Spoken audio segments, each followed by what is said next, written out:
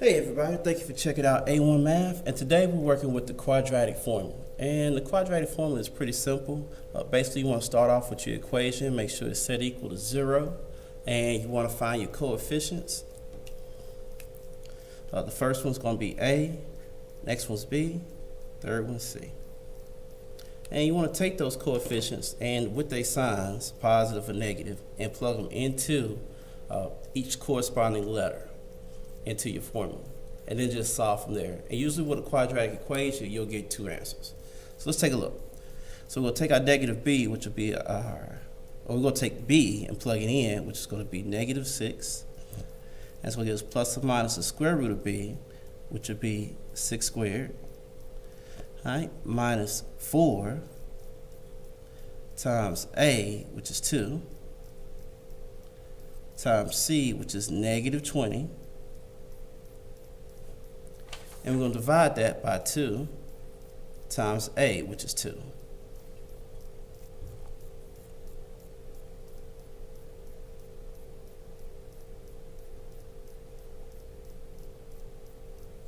Okay. And the next thing we're going to do is we're going to take our negative 6 plus or minus, just going to bring it down here. All right, the 6 squared is going to get us 36. All right, and what I like to do here is take the negative times a negative. If there's two negatives, make it positive. And now I can just multiply these numbers. 4 times 2 times 20, it's going to get us 160. And in the denominator, 2 times 2 is going to get us 4.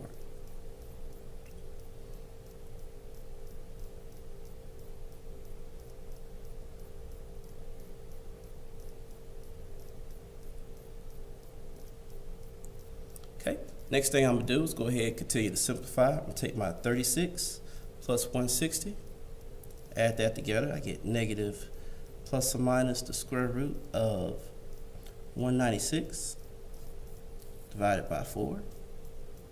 Left off my 6 here.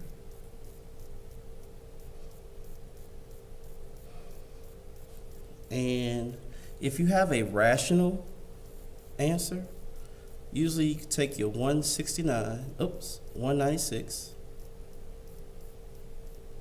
take the square root of it, and you get 14. So the square root of 196 is 14. I'll write the answer here. So now I have negative 6 plus or minus square root of 14 over 4.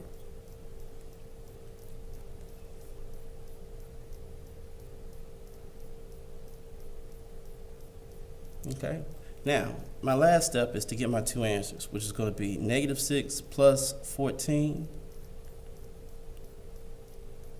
over 4 and negative 6 minus 14 over 4. Okay, and this is going to equal 8 over 4, which reduces down to 2.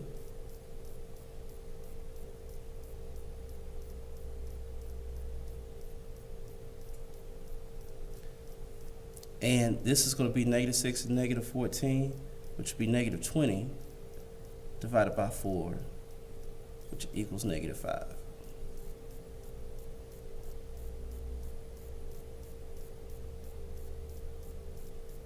Okay, so here are my two answers,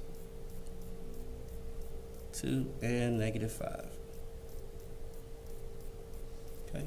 Now, that's solving it and coming out with a rational answer, but sometimes you come out with an irrational answer, and I'm going to show you how to do those next.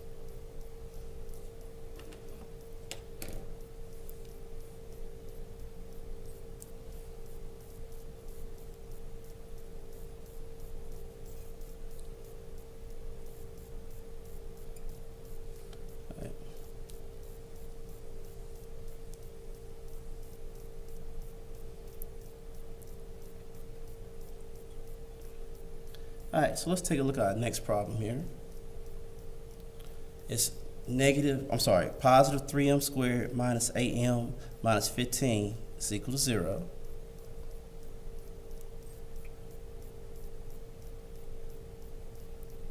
All right, we're going to plug in our values. Remember, we got to make sure we got the right thing. the right coefficients. We have A, B, and C. Alright, now be careful with this B, because this time it's -8, and there's a negative already in the formula. So when we plug that in, it's going to get us negative times a -8, which is going to make it positive. Plus or minus the square root of 8 squared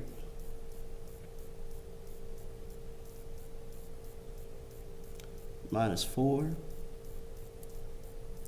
times A, which is 3, and times C, which is -15.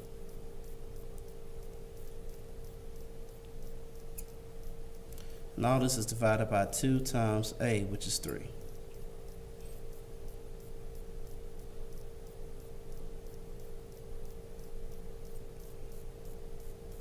Okay, next, we'll go ahead and simplify further. Negative times a negative here is going to be a positive. So you get 8 here, plus or minus.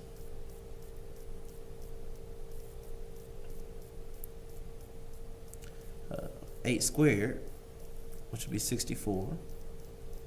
Negative times a negative is going to make this a positive.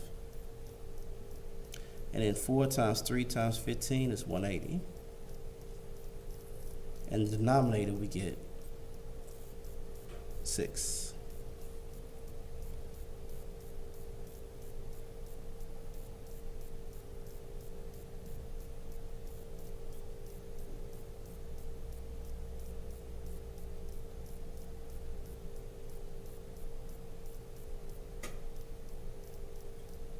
Alright, as we continue to simplify, we add this here and we'll end up with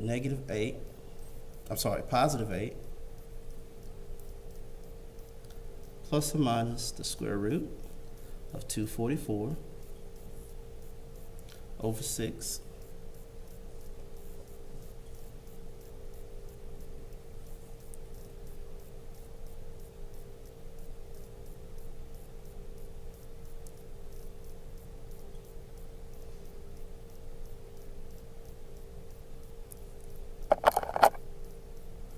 and now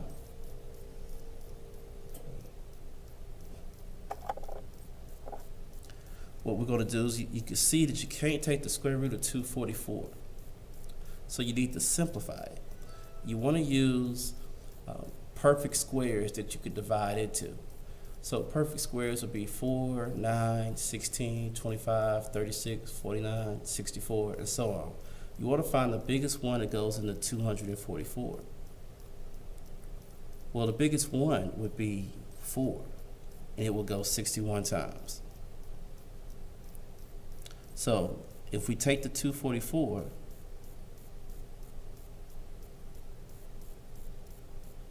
and break it down, the square root of 4 times the square root of 61, then we could take the square root of 4, which makes it 2 square root of 61. So we're going to replace the 244 with 2 square root of 61.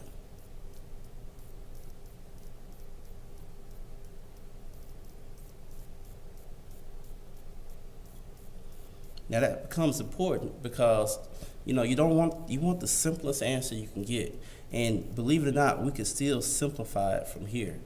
We want to reduce this fraction, so what we're going to do is factor out our top term here, or our top number, and when we factor that out, we'll be able to reduce the fraction. So we want to make sure you can find a number that can go into all 3 of these, and that number would be 2.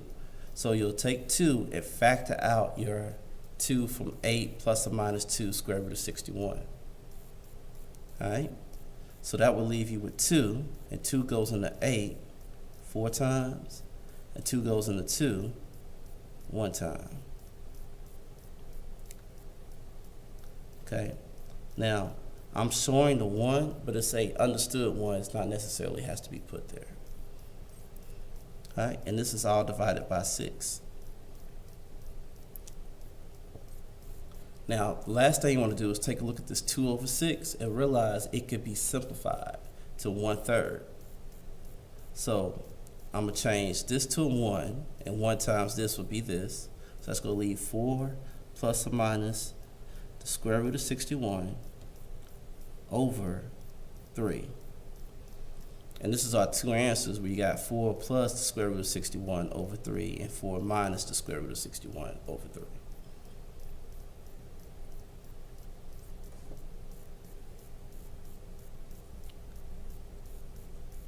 And that's our final answer. And again, this is A1 Math, and thank you for tuning in to hear about quadratic functions. Quadratic formulas.